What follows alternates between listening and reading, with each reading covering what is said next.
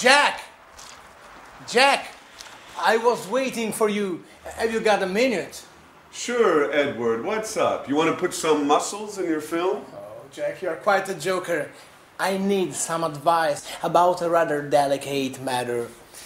Well, it's about women. Oh, well, then you've come to the right person when it comes to women. In all modesty, I'm sort of an expert. Go ahead, shoot. But make it fast. I have to get to the gym. Oh, well, don't worry. It's like this.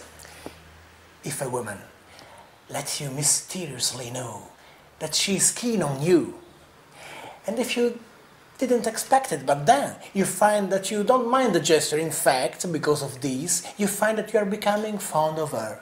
And if she acts as if nothing has happened... Whoa, Edward. What are you getting at? I don't understand it. Is this a new idea for a film? Because if it is, you should think about rewriting this script. It seems very convoluted to me. Jack, stop joking. It's a serious matter. I just don't know how to behave. I can't stand this situation. Well, okay. Let's take this from the top. So, a woman goes for you, however, she doesn't do it openly. But then she pretends as if nothing has happened. And, as far as I can tell, you don't dislike the idea. Have I got it? Exactly. What should I do? Well, the fact, her behavior leads me to believe that she's fond of games. So use that. Play the mysterious man. And then surprise her with something special. You know, like take her out to dinner, or write her a poem, or send her some red roses. Women really go for that kind of thing. Really? I got an idea. I'd really like to meet this mysterious woman. What she sees in him is beyond me.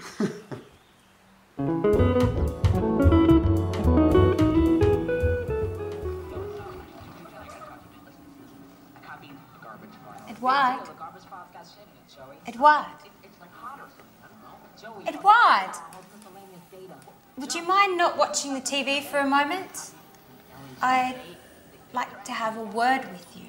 Is it important, Alice? Chuck is on. The reality program about show business. You know I'm nuts for this show. Yeah, I know. It's about the only thing you go for.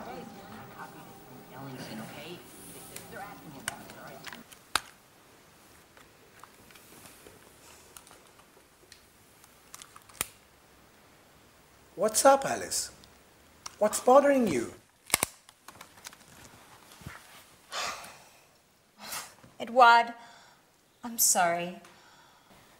I didn't mean to be rude. It's just that... has something... What? I mean... anything particular happened recently? Oh, well, if I have to tell you the truth, yes. Great! So, what? So what are you getting at? Well, what did you think about it? Were you pleased by it? Oh, yes, very much, but why we are talking about such embarrassing things? Well, I think you should talk about it, Edward. Once and for all. You think you know me? I'm not good with words. Well then, get into action. I think you've already waited long enough. Well, maybe you're right. I'm a klutz, aren't I, Alice? Well, yes, but you can fix it. I'll surprise you. By the way, Alice, have you decided what are you going to wear for our date yet? Oh, our date? Are you serious, Edward? Sure. Our date with Mr. Martin, the television producer. That date? Have you forgotten? No, don't worry. I haven't forgotten about it.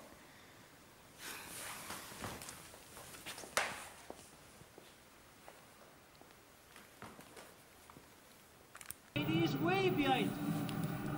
No one jumps for the ball, no one calls for the ball. Carney's slightly out of position, just snaps the ball and scores.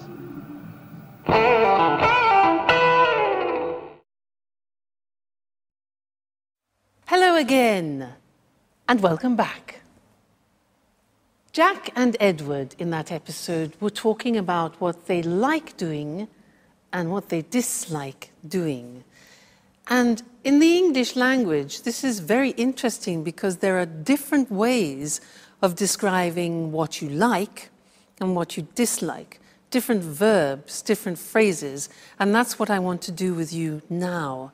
I'm going to give you some examples in this little exercise. And if you listen carefully, you will notice how many different forms there are. It's like a little quiz. I'm going to talk to you about an animal, all right? I'm going to describe what this animal likes doing and dislikes doing, and then I want you to try and guess what the animal is, all right? So are you ready? Listen carefully. Well, these animals are keen on eating big animals. They're keen on eating big animals. They're fond of basking in the sun in the long grass. So they're fond of lying, basking in the sun in the long grass. They really love running at top speed. They love running at high speed, okay? They can't stand getting wet. Like when it rains, they can't stand getting wet. They can't bear being disturbed when they're eating. They can't bear being disturbed when they're eating.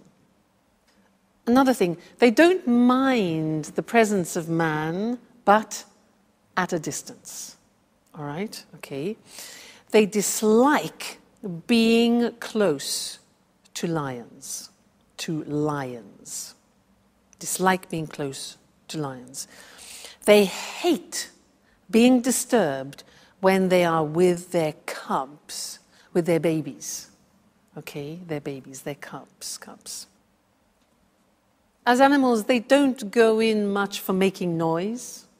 They don't go in for making noise. They're silent, they're quiet.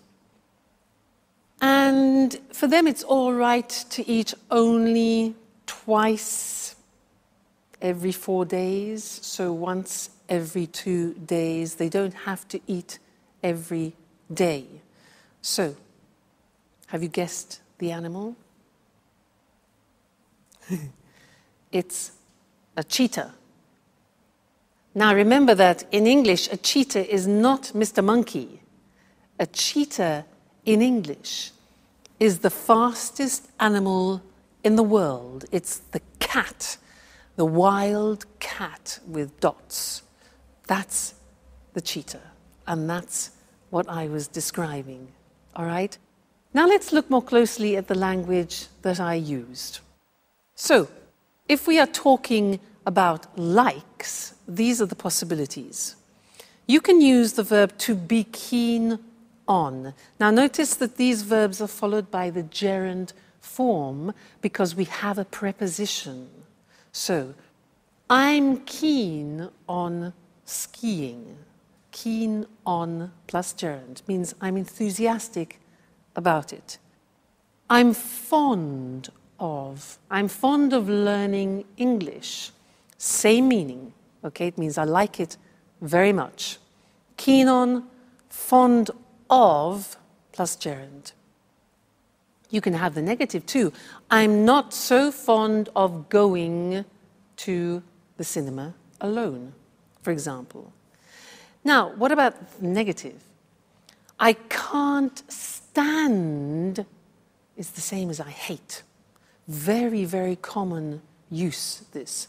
I can't stand getting up early in the morning, gerund. I can't stand getting up early in the morning. We also say, I can't bear. Look at the pronunciation. I can't bear, all right? Getting up early in the morning. I can't bear drinking beer, for example. You can say, I really love doing something. I really love playing tennis. Now, you can say, I don't mind doing something. Now, I don't mind means I don't particularly like it. I don't particularly dislike it. So it's okay, it's nothing special for me. So I don't mind playing tennis, but it's not my favorite sport. All right? We also have the verb dislike. I dislike playing tennis. All right? So see how many they are. It's really interesting. Another one which is much less known, but we use it quite a lot, is to go in for. Listen to this. I don't go in for watching documentaries. I don't go in for playing tennis. Again, which means I'm not interested in it. All right? Another thing is, well, it's all right. Again, this is non-committal. It's all right playing tennis, but it's not my favorite sport, all right? And then something similar to all right is it's okay. Well, it's okay eating rice, but I'm not really very enthusiastic about it. So you see how many different examples we have to describe like and dislike in English. And again, these are things that we use every day, so you need to practice them often. So, it's okay learning English, and you are excellent at doing it, and I like seeing your progress. Okay, great. Well, that's this lesson, and we'll see you again in the next one. All right, bye for now.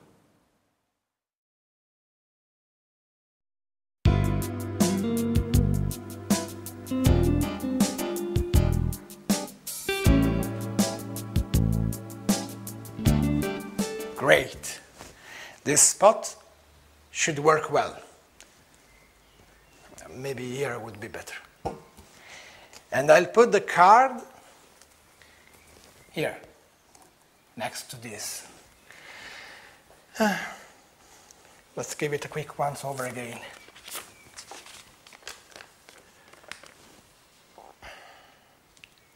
And I should have done this long ago. Now, I can't wait any longer. Listen to my poetry, written especially for you. You are perfume, the color of all flowers, the breath and scent of the sea, the warming strength of the sun.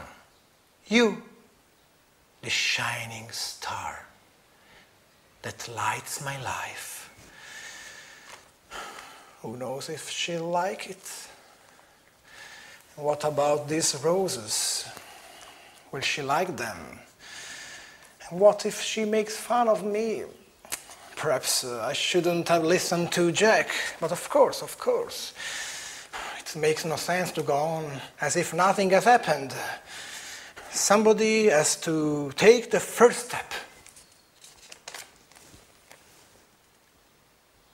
I'll await you tomorrow night here in the living room.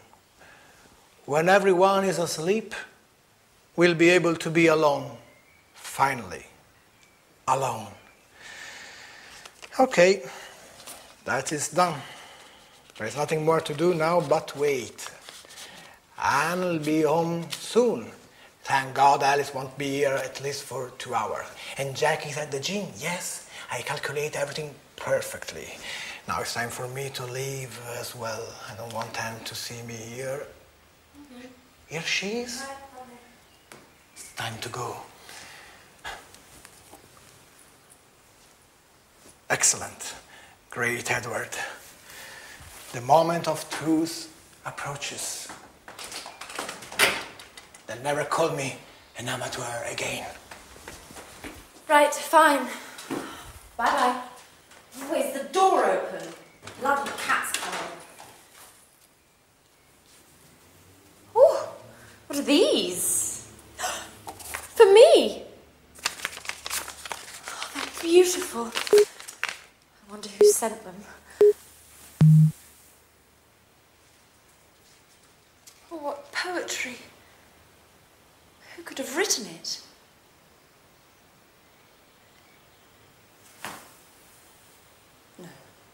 No, Anne. What are you thinking? Now, don't be silly. It can't have been Jack. Oh, my God. But then again, he's the only person I can imagine who would have written such lovely poetry and...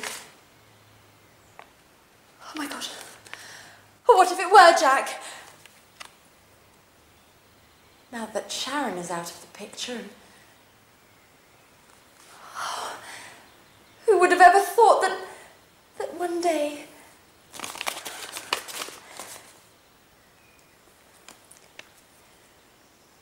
Oh, Jack.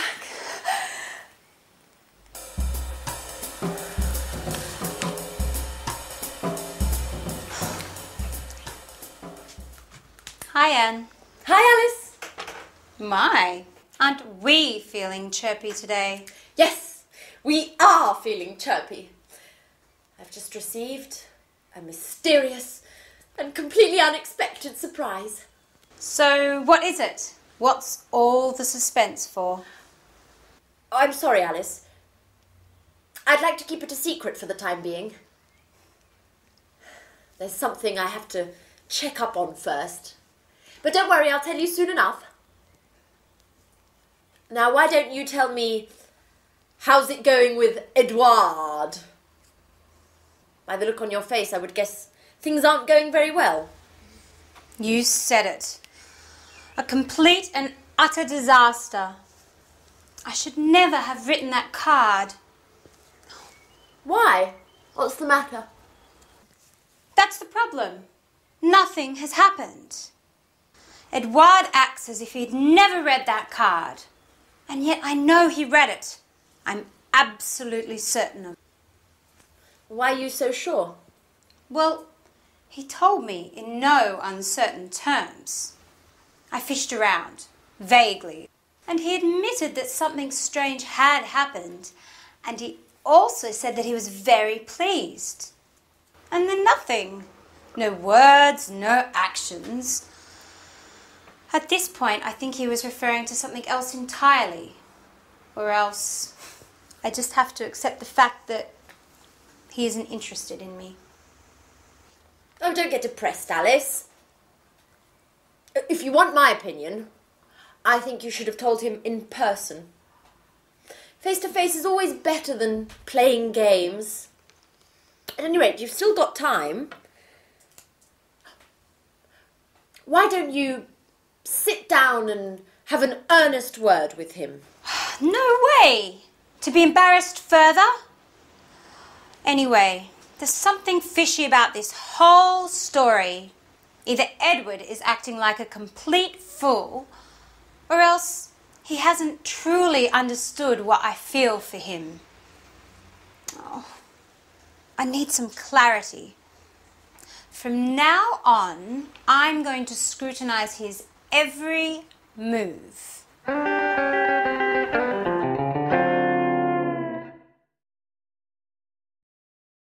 Hi again and welcome back for some more English language. Did you hear Alice talking about her regrets?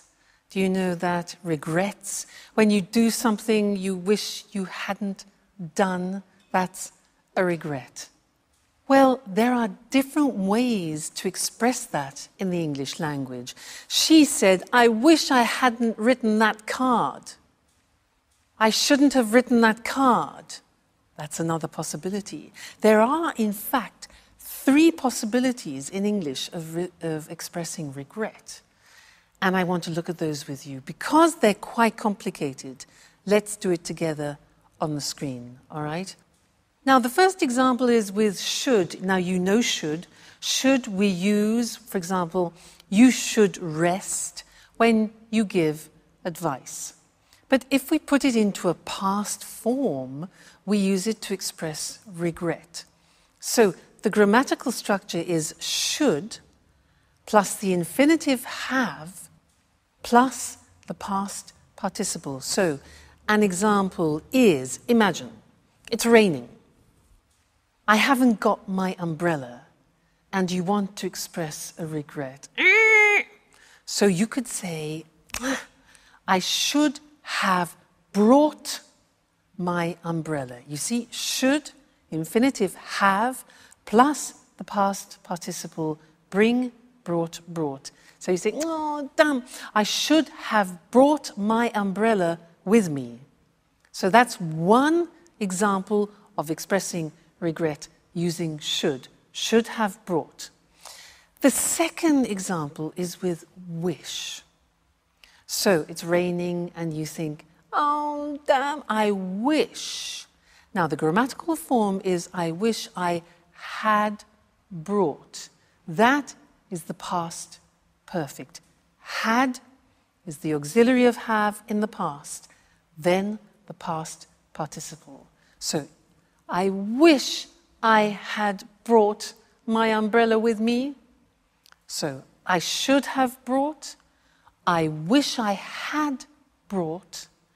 And the last one is very similar to wish. It's if only I had brought my umbrella with me. So there again we have if only followed by the past perfect. If only I had brought my umbrella with me. All right? So 3 forms of expressing regrets. Let's practice. Situation. I've got sunstroke. My face is burning because I've been on the beach all day. Regrets could be, I shouldn't have stayed in the sun so long. Shouldn't have stayed. I wish I hadn't stayed in the sun so long. If only I hadn't stayed. Get the idea? Yeah? Good.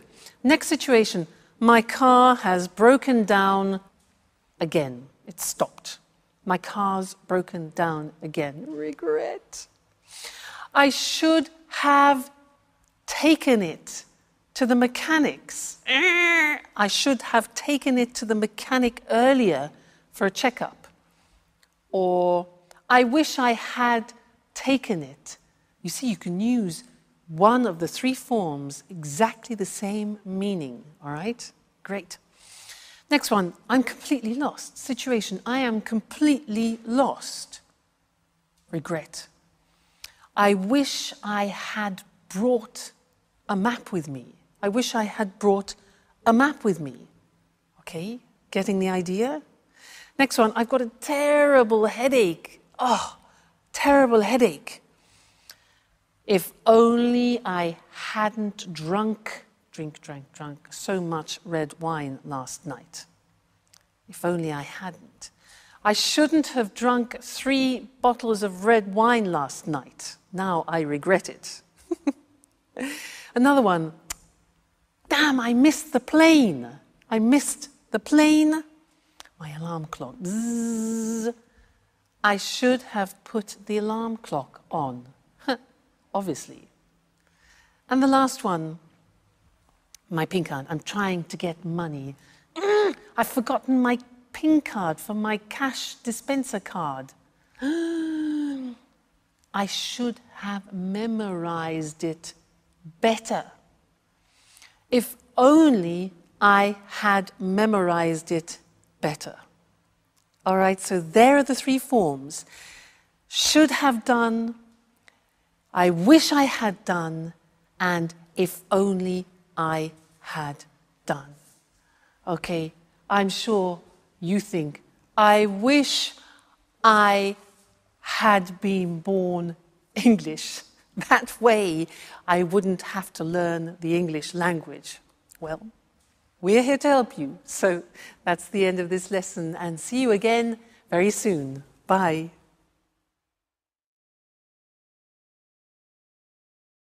Hello and welcome to this week's edition of Music World. And of course, welcome to our music expert, Tony Moore. Hello, Lucy. And good morning to all our music fans. A great cultural icon with a very difficult recent history. A popular TV programme broadcasting these problems to a whole nation. And today, great performances to packed houses. I'm talking about the Royal Opera House at Covent Garden in London. The theatre dates back to 1732, but recently it's become more famous than ever. What exactly has been happening at the Royal Opera, Tony? Well, everything started with the restoration work that was begun in 1995. This work has now been completed, and we have the modern performance space that it is today.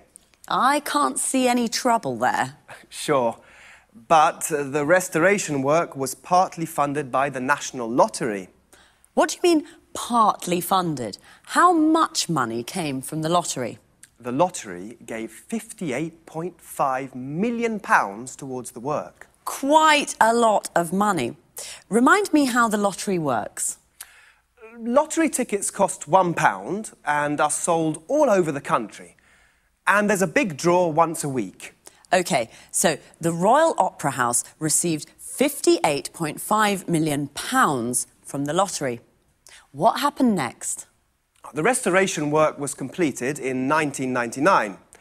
Tony Blair's Labour government had given the Royal Opera this lottery money on condition that it made opera less elitist in the future by keeping some of its seats reasonably priced for citizens earning an average wage.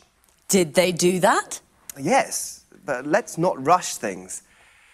In 2001, the Royal Opera became even more famous when the BBC filmed a fly-on-the-wall documentary about the day-to-day running of the place. Well, the programme showed a real-life soap opera in action. During this period, the theatre was chaotically managed and was almost out of control. 5 executive directors left in the space of 5 years. There was ongoing conflict between management and employees, and the Royal Opera suddenly found itself at the centre of a political debate about the funding of the arts in the UK. Many people asked whether opera wasn't too elitist an art form to receive funding from the government. Why? Is the running of the Royal Opera completely funded by the government? No. But it does rely in part on the government. 31% of its funds come from government subsidies. Today, corporate sponsorship is becoming more important. In 2006, this amounted to nearly £60 million. Of course, the rest of the funds come from ticket sales. I see. And then, how does the story end? The BBC documentary programme was a great success. It had a huge audience. The TV project wasn't so successful for the Royal Opera management, as it entered a period of financial crisis. And there was an enormous amount of criticism because of the high cost of the renovation work, and because of the BBC TV documentary, which showed that the place was managed very, very badly. And today? Well, after so many years of difficult times, the Royal Opera is newsworthy simply because it isn't. For the last 5 years, the Royal Opera has been putting on successful operas and ballets. It's been doing a fine job. But what's more, the Opera House has kept its promise. Now, it's attracting new audiences to listen to opera, and some of the seats are reasonably priced. So how much do tickets cost? The top price for a performance is usually £180. But half of the seats cost £50 or less. Well, the cheapest seats cost less than £10. Of course, they're not very close to the stage, but they are the cheapest grand opera seats in Europe. On an average evening, 48% of the audience is watching its first opera.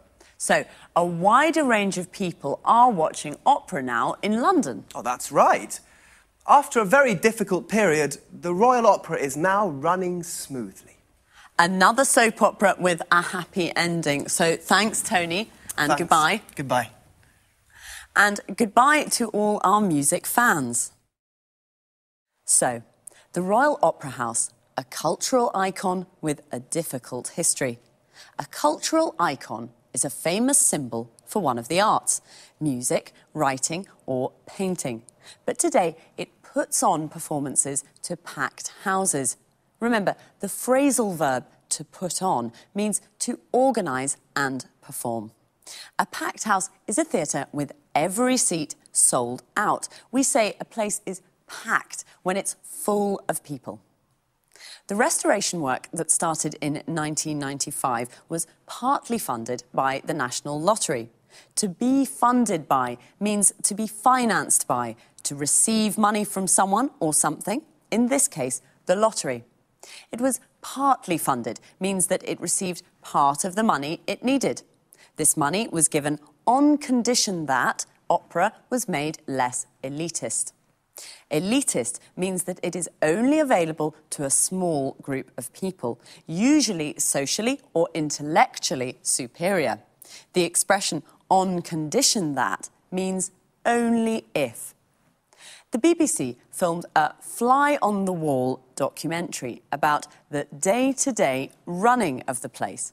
A fly-on-the-wall documentary is a programme that shows everything that happens in real-life situations. Day-to-day means daily, of every day. So the day-to-day running of the place means the normal, everyday administration of the place. This real-life soap opera showed the theatre was almost out of control. A soap opera is a TV programme with many episodes that looks at the day-to-day lives of a group of people. Out of control means there is no control, like chaotic or disorganised. It showed the ongoing conflict between managers and employees. A conflict is a disagreement. It was ongoing, means that it continued for a long period of time. That's all we have time for today. See you again soon. Hello and welcome to this week's edition of the Travel Programme. In the studio with me once again is Christine Oteng, our travel expert. Good morning, everyone. Well, what does the word holiday conjure up in your mind? White sand beaches, beautiful blue sea and fantastic seafood? Or maybe cool mountain air and invigorating walks through alpine forests? How about this? Think helping to build a dam outside a village in Uganda. Think helping out in a rural hospital in India. Think showing visitors round a castle in England. That's right, today's travel topic is volunteer holidays, a way to travel and do good at the same time. Am I right, Christine? Right. A volunteer holiday can be a true life-changing experience. Travel, visit new places and help local people at the same time. It's a great way to really make contact with local people, their culture and the kinds of problems they face, and you can help in a small way to solve some of those problems. Certainly a holiday with a difference. What sorts of places have volunteer holidays? There are two kinds of volunteer holidays, really. A lot of these holidays take place in developing countries, in Africa, India, and sometimes in South America. Other holidays can be found in Europe and North America. So there are lots of destinations to choose from. And what sorts of things can you do? There's an enormous range of activities to choose from. In the developing world, a lot of the work is based around helping on infrastructure projects, so you may help to dig a new well or build a new footbridge or perhaps a children's playground. Or you may decide to help out in a local hospital or in an orphanage. All sorts of useful projects to improve the daily lives of local people in small ways. And what about the work in developed countries? Well, here the work is slightly different. It's usually for charitable organisations, like, for example, the National Trust, an English charity that looks after many castles and old houses. It also owns many areas of beautiful countryside, Anyway, it's possible to do lots of interesting things for the National Trust. What, for example? As you mentioned earlier, helping to show tourists round a castle in the summer, there is a beautiful 15th century castle on an island off the northeast coast of England, Lindisfarne Castle. Well, they're looking for a couple to do this job for a fortnight. OK, I'll think about that. But do you have to pay for these activities? Yes, of course you have to pay. Volunteer holidays in developing countries tend to cost more because travel costs are higher and some of your money will go to help the local community. In this way, you help poor people twice. Just one question, Christine. During volunteer holidays, do you have to work all the time? Well, usually there's a split between volunteer work and sightseeing. For example, during a fortnight's holiday to Africa, you may spend the first week on your volunteer work and the second week visiting game reserves, relaxing, shopping. The sorts of things you normally do on holiday. Good. So, you have time for fun too. OK, everyone, the next time you're trying to decide where to go on holiday, forget the beaches, forget the mountains, and start thinking about leaving your comfort zone for Africa or the English countryside. Thanks, Christine, for that fascinating information. Goodbye. And, of course, goodbye to all travellers. Well, what does the word holiday conjure up in your mind? What does it conjure up? Means, what does it make you think of? What do you imagine when you hear the word holiday? A volunteer holiday can be a life-changing experience. A life-changing experience means it changes your life.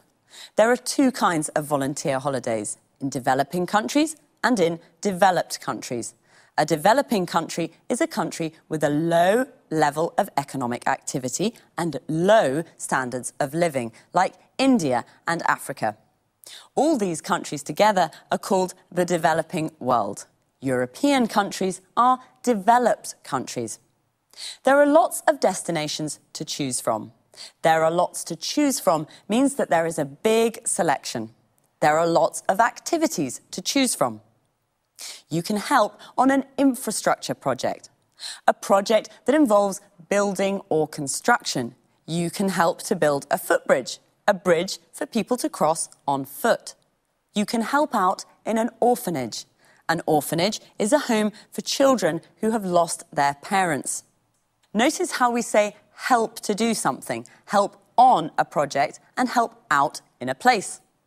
You could also work for a charitable organisation in a developed country. A charitable organisation is an organisation whose aim is not to make a profit, but to help people in need. For example, you could spend a fortnight showing tourists around a castle in England. A fortnight is a period of 14 days. They're looking for a couple to do this job. A couple is two people, usually a man and a woman who are married or in a relationship together. OK, well, that's all for this week, so take care and study hard. Hello again and welcome back to English Today. This is DVD 21 and the fourth DVD in your advanced level.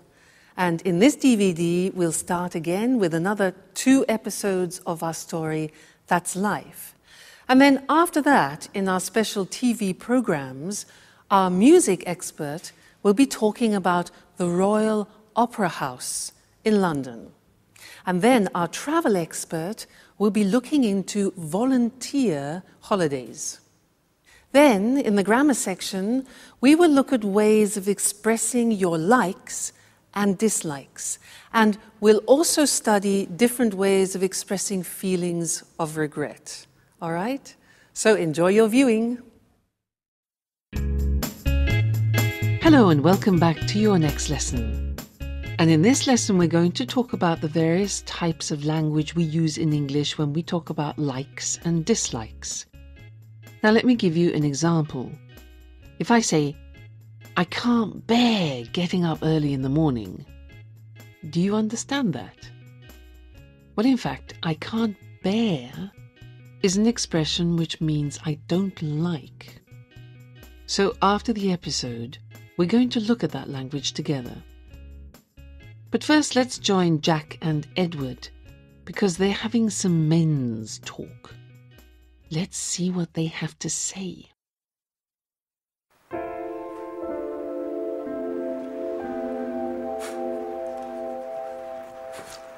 Jack! Jack! I was waiting for you. Have you got a minute?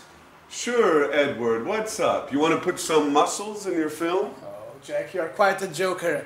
I need some advice about a rather delicate matter. Well, it's about women. Oh, well, then you've come to the right person when it comes to women. In all modesty, I'm sort of an expert. Go ahead, shoot. But make it fast. I have to get to the gym. Oh, well, don't worry. It's like this. If a woman lets you mysteriously know that she's keen on you, and if you didn't expect it, but then you find that you don't mind the gesture, in fact, because of this, you find that you are becoming fond of her. And if she acts as if nothing has happened... Whoa, Edward. What are you getting at? I don't understand it. Is this a new idea for a film? Because if it is, you should think about